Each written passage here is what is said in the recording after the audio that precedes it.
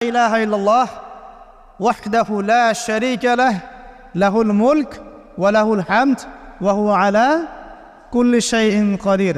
এই দোয়াটা দিনে যে ব্যক্তি 100 বার পড়বে, দিনে যে ব্যক্তি 100 বার পড়বে, ওই দিন আল্লাহর লিস্টে ওই ব্যক্তি ছাড়া বেশি আমলকারী কেউ হতে পারবে না। তবে সেই ব্যক্তি ব্যতীত যে এর চেয়ে বেশি পড়েছে, কেউ 200, 300, 500 পড়েছে, তখন সে বেশি র্যাঙ্কিংয়ে শীর্ষে চলে যাবে আর কি। মিনিমাম 100 বার।